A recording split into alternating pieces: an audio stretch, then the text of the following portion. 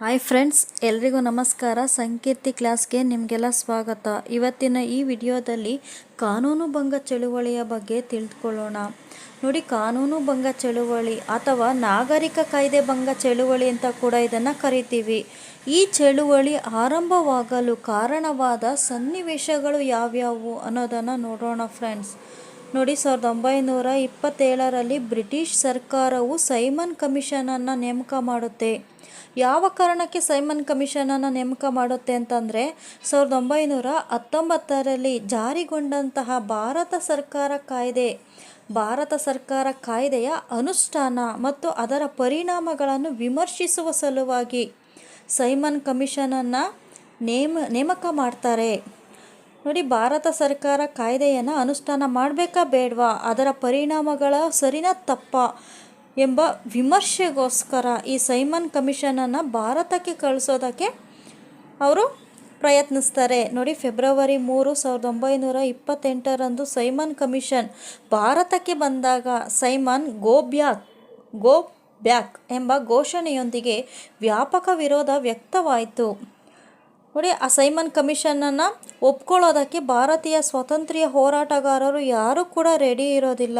ಅದಕ್ಕೆ ಸೈಮನ್ ವಾಪಸ್ ಹೋಗಿ ನೀವು ಎಂಬ ಘೋಷಣೆಯನ್ನು, ಸೈಮನ್ ಗೋ ಬ್ಯಾಕ್ ಎಂಬ ಘೋಷಣೆಯನ್ನು ಕೂಗ್ತಾರೆ. ನೋಡಿ, ಮುಂಬೈ, ಲಾಹೋರ್, ಮದ್ರಾಸ್ ಮುಂತಾದ ಕಡೆ ಬಂದನ್ನು ಆಚರಿಸಲಾಗುತ್ತೆ. ಈ ಆಯೋಗ ಬೇಡ, ಇದು ಗೋ ಬ್ಯಾಕ್, ಇದು ಮತ್ತೆ ಬ್ರಿಟನ್ಗೆ ಹೋಗಲಿ ಅನ್ನೋ ಕಾರಣಕ್ಕೋಸ್ಕರ ಮುಂಬೈನಲ್ಲಿ, ಲಾಹೋರ್ನಲ್ಲಿ ಮತ್ತು ಮದ್ರಾಸ್ನಲ್ಲಿ ಮುಂತಾದ ಕಡೆಗಳಲ್ಲಿ ಬಂದನ್ನು ಆಚರಣೆ ಮಾಡ್ತಾರೆ. ನೋಡಿ, ಲಾಹೋರ್ನಲ್ಲಿ ನಡೆದ ಹೋರಾಟದಲ್ಲಿ ಲಾಲಾ ಲಜಪತ ರಾಯ್ ಮೇಲೆ ಲಾಠಿ ಚಾರ್ಜ್ ಮಾಡಿದ ಕಾರಣ ಅವರು ಅಲ್ಲೇ ಮರಣ ಹೊಂದ್ತಾರೆ. ನೋಡಿ, ಪ್ರಮುಖವಾದಂತಹ ಸ್ವಾತಂತ್ರ್ಯ ಹೋರಾಟಗಾರರಲ್ಲಿ ಲಾಲಾ ಲಜಪತ್ ರಾಯ್ ಕೂಡ ಒಬ್ಬರು. ಇವರು ಲಾಹೋರ್ನಲ್ಲಿ ನಡೆದ ಹೋರಾಟದಲ್ಲಿ ಪೊಲೀಸರಿಂದ ದೌರ್ಜನ್ಯಕ್ಕೆ ಒಳಗಾಗ್ತಾರೆ. ಲಾಠಿ ಚಾರ್ಜ್ಗೆ ಅವರು ಮರಣ ಹೊಂದ್ತಾರೆ. ಬ್ರಿಟಿಷ್ ಸರ್ಕಾರವು ಭಾರತೀಯರಿಗೆ ಪರೋಕ್ಷ ಸವಾಲೊಂದನ್ನು ಎಸೆಯಿತು. ನೋಡಿ, ಲಾಲಾ ಲಜಪತ್ ರಾಯ್ರವರು ಮರಣ ಹೊಂದಿದ ಮೇಲೆ ಸ್ವಾತಂತ್ರ್ಯ ಹೋರಾಟ ತೀವ್ರಗೊಳ್ಳುತ್ತೆ. ಈ ತೀವ್ರತೆಯನ್ನು ಕಡಿಮೆ ಮಾಡಲಿಕ್ಕೆ ಬ್ರಿಟಿಷ್ ಸರ್ಕಾರ ಭಾರತೀಯರಿಗೆ ಪರೋಕ್ಷವಾಗಿ ಸವಾಲೊಂದನ್ನು ಕೊಡುತ್ತೆ. ನೋಡಿ, ಎಲ್ಲ ರಾಜಕೀಯ ಪಕ್ಷಗಳಿಗೆ ಮತ್ತು ಸಮುದಾಯಗಳಿಗೆ ಒಪ್ಪಿತವಾಗುವ ಸಂವಿಧಾನವೊಂದನ್ನು ರೂಪಿಸುವ ವಿಷಯಕ್ಕೆ ಸಂಬಂಧಿಸಿದ ಹಾಗೆ ವರದಿಯೊಂದನ್ನು ಸಿದ್ಧಪಡಿಸಿ ಎಂಬ ಪರೋಕ್ಷ ಸವಾಲನ್ನು ಭಾರತೀಯರಿಗೆ ನೀಡ್ತಾರೆ ಬ್ರಿಟಿಷ್ನವರು. ನೋಡಿ, ಈ ಹಿನ್ನೆಲೆಯಲ್ಲಿ 1928ರಲ್ಲಿ ಮೋತಿಲಾಲ್ ನೆಹರೂರವರ ಅಧ್ಯಕ್ಷತೆಯಲ್ಲಿ ಸಮಿತಿಯೊಂದು ರಚಿತವಾಗಿ ಅದು ನೆಹರು ವರದಿಯನ್ನು ಸಿದ್ಧಪಡಿಸಿತು. ನೆಹರು ವರದಿ ಸಿದ್ಧಗೊಂಡಿತು. ನೋಡಿ, ಪರೋಕ್ಷ ಸವಾಲೊಂದನ್ನು ಬ್ರಿಟಿಷ್ ಸರ್ಕಾರ ಕೊಡುತ್ತೆ ಸ್ವಾತಂತ್ರ್ಯ ಹೋರಾಟಗಾರರಿಗೆ, ಭಾರತೀಯರು ಈ ಹಿನ್ನೆಲೆಯಲ್ಲಿ ಮೋತಿಲಾಲ್ ನೆಹರೂರವರ ಅಧ್ಯಕ್ಷತೆಯಲ್ಲಿ ಈ ವರದಿಯನ್ನು ಸಿದ್ಧಪಡಿಸೋದಕ್ಕೆ ತಯಾರಿ ನಡೆಸಲಾಗ್ತದೆ. ಹಾಗಾದರೆ ನೆಹರೂರವರ ವರದಿಯ ಮುಖ್ಯಾಂಶಗಳು ಏನು ಅನ್ನೋದನ್ನು ನೋಡೋಣ. ನೆಹರು ವರದಿಯ ಮುಖ್ಯ ಅಂಶಗಳು. ಈ ಹಿನ್ನೆಲೆಯಲ್ಲಿ 1928ರಲ್ಲಿ ಮೋತಿಲಾಲ್ ನೆಹರೂರವರ ಅಧ್ಯಕ್ಷತೆಯಲ್ಲಿ ಸಮಿತಿಯೊಂದು ರಚಿತವಾಗಿ ಕೆಲ ಮುಖ್ಯಾಂಶಗಳನ್ನು ನೀಡ್ತವೆ. ಅವ್ಯಾವ್ಯಾವು ಅಂತ ನೋಡೋಣ. ನೆಹರು ವರದಿಯ ಶಿಫಾರಸುಗಳು ಅಥವಾ ಮುಖ್ಯಾಂಶಗಳು. ನೋಡಿ, ಭಾರತಕ್ಕೆ ಡೊಮಿನಿಯನ್ ಸ್ಟೇಟಸ್ ಜೊತೆಗೆ ಫೆಡರಲ್ ರಾಜ್ಯ ವ್ಯವಸ್ಥೆಯನ್ನು ನೀಡಬೇಕು ಎಂದು ಈ ವರದಿ ಒತ್ತಾಯಿಸಿತು. ಭಾರತಕ್ಕೆ ಡೊಮಿನಿಯನ್ ಸ್ಟೇಟಸ್ ಬೇಕು, ಫೆಡರಲ್ ರಾಜ್ಯ ವ್ಯವಸ್ಥೆ ಬೇಕು ಎಂಬ ಒತ್ತಾಯವನ್ನು ಇಡ್ತಾರೆ ಬ್ರಿಟಿಷ್ ಸರ್ಕಾರದ ಮುಂದೆ.